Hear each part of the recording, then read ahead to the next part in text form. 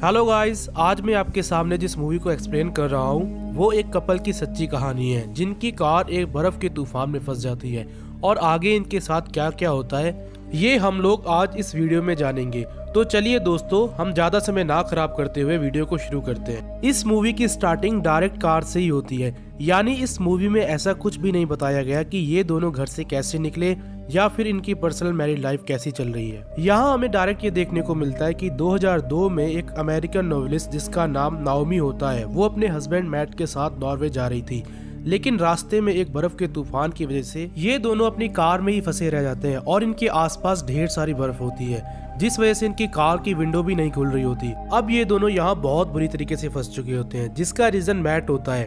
Guys, ये दोनों mat की लापरवाही की वजह से यहाँ फंसे होते हैं क्योंकि कल शाम को जब ये दोनों अपनी कार से जा रहे थे तो रास्ते में ही बर्फ का तूफान शुरू हो जाता है, जिस वजह से मैट अपनी कार को साइड में लगाकर तूफान शांत होने का वेट करता है। पर इसी बीच मैट की आंख लग जाती है और इसके साथ साथ इसकी वाइफ भी सो जाती है और जब ये दोनों उठते हैं तो इनको अपने चारों तरफ से बर्फ ही बर्फ नजर आ रही होती है। दरअसल बर्फ का तूफान इतना खतरनाक आया था कि इनकी कार की छत तक बर्फ जम जाती है और अब इन दोनों को इस बात का अंदाजा भी नहीं था कि ये दोनों कहां पर फंसे हुए हैं और ना ही इन दोनों को इस बात का पता होता है कि बाहर तूफान शांत हुआ या नहीं, क्योंकि अगर तूफान शांत हो गया है तो इन दोनों को ढूंढा जा सकता है, लेकिन अगर अभी भी चल रहा है तो ये दोनों कई दिनों तक यहाँ फंसे रह सकते हैं। यहाँ सबसे बुरी बात ये होती है कि ना तो इनका रेडियो काम कर रहा होता है और ना ही इनके फोन में नेटवर्क आ रहे होते हैं, इसलिए इनको बाहर से मदद मिलने का इंतजार करना होगा। अब जब तक इन दोनों को कोई मदद नहीं मिल जाती, मैट और नॉमी ये डिसाइड करते हैं कि इन दोनों के पास जितना भी खाना और पानी है ये उसे कम से कम यूज करेंगे ताकि ये दोनों यहाँ ज्यादा समय तक सरवाइव कर सके। थोड़ी देर बाद नॉमी मैट से कहती है कि हमें इस कार से बाहर निकल जाना चाहिए, लेकिन मैट उसकी बात से सहमत नहीं होता। वो बाहर जाने का रिस्क नहीं लेना चाहता क्योंकि नॉमी इस समय प्रेग्नेंट होती है और इस बर्फ के तूफान में जहाँ दूर दूर तक मदद मिलने की कोई उम्मीद ना हो, ऐसा रिस्क वो नहीं लेना चाहता। अगले सीन में हम देखते हैं कि आज इनको इस कार में फंसे पूरे 4 दिन हो चुके हैं और अभी तक इनको कोई प्रॉब्लम नहीं आई होती क्योंकि इनके पास खाना और पानी अवेलेबल था, लेकिन मैट बहुत कम खा रहा था और ज्यादा से ज्यादा फूड नाओमी के लिए सेव कर रहा था क्योंकि उसे यहाँ इस बात का अंदाजा हो चुका था कि ये दोनों यहाँ लंबे समय तक फंस सकते हैं। लेकिन दूसरी तरफ हम नाओमी को देखते हैं जो कि बहुत ज्यादा लापरवाह होती है। वो पानी पीकर बोतल का ढक्कन ठीक तरीके से बंद नहीं करती, जिसके बाद मैट का हाथ लगने से बोतल नीचे गिर जाती है जिससे काफी सारा पानी यहाँ वेस्ट हो जाता है। इस बात पर मैट उस पर बहुत गुस्सा करता है और उसे कहता है कि तुम बहुत लापरवाह हो, लेकिन वो अपनी गलती नहीं मानती जिस वजह से इनके बीच बहुत बहस होती है। मैट एक समझदार इंसान होता है, इसलिए वो खुद ही सॉरी कहकर इस झगड़े को खत्म कर देता है।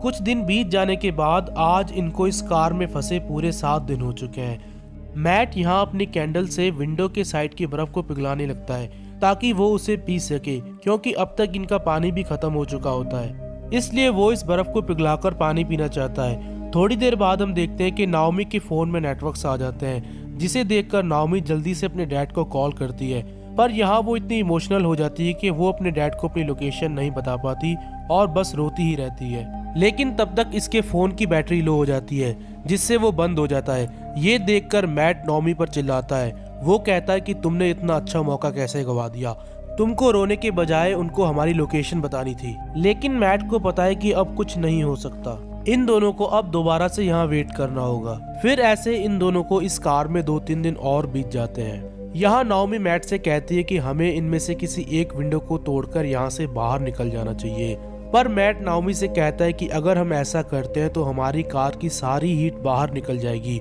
और बाहर का लो टेम्परेचर हमें कुछ ही घंटों में मार सकता है, इसलिए हमें मौसम साफ होने तक का वेट करना होगा।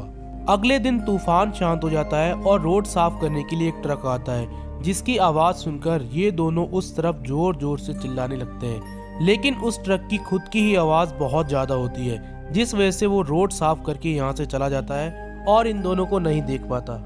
अब इस सब से मैट बहुत परेशान हो चुका है। वो सोचता है कि अगर मैंने उस दिन नाओमी की बात मानकर विंडो तोड़ दी होती तो हम आज यहाँ से बाहर निकलकर उस ट्रक तक पहुँच जाते। यहाँ वो गुस्से में नाओमी को ये भी बताता है कि वो उसके साथ किसी हॉलिडे पर नहीं आया, उसे नौकरी से निकाल दिया गया है, जिसके बारे में नाओमी को नहीं पता था और वो फिर मैट पर बहुत गुस्सा करती है। इसके बाद इन दोनों में दूरियां पैदा हो जाती है और ये दोनों एक दूसरे से कई दिनों तक नहीं बोलते। अब आज यहाँ इनको पूरे 14 दिन हो चुके हैं। मैट अभी भी यहाँ मदद मिलने का इंतजार कर रहा है, पर नाओमी यहाँ से बाहर निकलना चाहती है क्योंकि वो यहाँ बहुत परेशान हो चुकी है। इसलिए जब रात को मैट सोता है तो नाओमी विंडो तोड़ने की कोशिश करती है। नाओमी ने कुछ हद तक विंडो तोड़ दी होती है, लेकिन तब तक मैट की आंख खुल जाती है और वो नाओमी को ऐसा करने से रोक लेता है। अब नाओमी की दिमागी हालत उसके कंट्रोल में नहीं थी। वो यहाँ बहुत घुटन महसूस कर रही थी, लेकिन मैट उसे जैसे तैसे कंट्रोल करता है। पर तभी इसे पेट में दर्द होना शुरू हो जाता है। ये कोई मामूली दर्द नहीं होता, ये तो लेबर पेन होता है, यानी नाओमी की डिलीवरी का समय आ चुका है और अब इसे इसी वक्त बच्चे को जन्म देना होगा। ये देखकर ये दोनों बहुत परेशान हो जाते हैं, लेकिन ये दोनों इस सिचुएशन में अब कुछ कर भी नहीं सकते। नाओमी से भी दर्द बर्दाश्त नहीं हो रहा था और फाइनली थोड़ी देर बाद वो अपने बच्चे को जन्म दे देती है। इस बात से ये दोनों बहुत खुश होते हैं, पर इस सिचुएशन में इनको खुद से भी ज्यादा अपने बच्चे की केयर करनी होगी।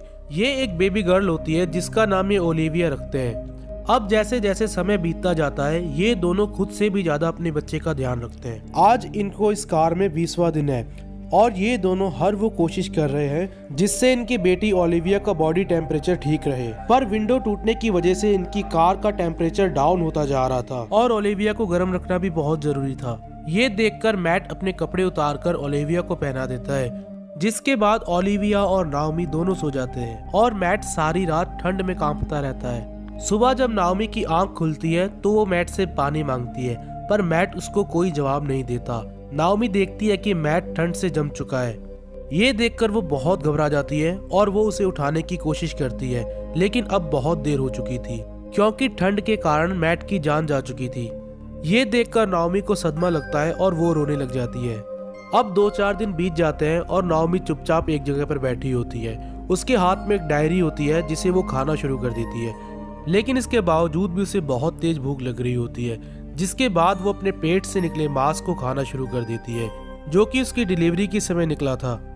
आज 24वें दिन तक नाओमी जीने की सभी उम्मीद छोड़ चुकी थी, लेकिन किस्मत को शायद कुछ और ही मंजूर था क्योंकि आज सूरज निकल जाता है और आसपास की जितनी भी बर्फ होती है वो पिघलना शुरू हो जाती है। नाओमी इसी मौके का फायदा देखकर विंडो पर जमी सारी बर्फ हटा देती है। इसके बाद वो अपनी बेटी को एक बैग में डाल देती है और अपने हस्बैंड मैट को आखिरी बार गुड बाय बोलकर वहाँ से बाहर निकल जाती है। तो गाइस, आज फाइनली 24 दिनों बाद नाओमी इस कार से बाहर निकल जाती है। बाहर निकलकर वो नीचे बैठकर बहुत देर तक रोने लग जाती है क्योंकि ये जीने की सभी उम्मीदें छोड़ चुकी थी।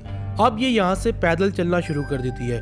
थोड़ा आगे चलने के बाद ये नोटिस करती है कि मौसम एक बार फिर से खराब हो रहा है और किसी भी वक्त यहाँ तूफान आ सकता है। इसलिए ये चाहती है कि ये जल्द से जल्द किसी सेफ जगह पर पहुँच जाए, लेकिन आगे चलने के बाद उसकी एनर्जी डाउन हो जाती है और एक जगह पर आकर वो लेट जाती है। लेकिन ये दोबारा से खड़ी होकर चलना शुरू कर देती है क्योंकि इस बार इसको अपनी बेटी के लिए जीना है। ये लगातार शाम तक चलती रहती है, लेकिन इसे दूर दूर तक कोई घर नहीं नजर आता। तभी इसके ऊपर से एक प्लेन गुजरता है जिसे नाओमी फॉलो कर उसी डायरेक्शन पर चलती रहती है। आगे चलते रहने पर उसे दूर एक होटल नजर आता है जो कि उसके लिए किसी चमत्कार से कम नहीं था। नाओमी दूर से ही वो होटल देखकर बहुत खुश होती है क्योंकि इन 24 दिनों के इंतजार के बाद आज वो खुद की और अपनी बेटी की जान बचाने में कामयाब रहती है। इस मूवी के एंड में हमें दिखाया जाता है कि नाओमी और ओलिविया को हॉस्पिटल में ले जाया जाता है और जिसके बाद इन दोनों को बचा लिया जाता है और साथ ही साथ हमें बताया जाता है कि ये लोग इतने दिनों तक इतने कम टेम्परेचर में खुद को इसलिए बचा पाए थे क्योंकि मैट का डिसीजन सही था। अगर ये लोग अपने कार की विंडो को तोड़ देते तो लो टेम्परेचर की वजह से ये पहले ही मर जाते। ये उस हीट की वजह से जिंदा बच पाए जो पहले से ही इनके कार में मौजूद थी, जिसे इग्लू इफेक्ट कहा जाता है।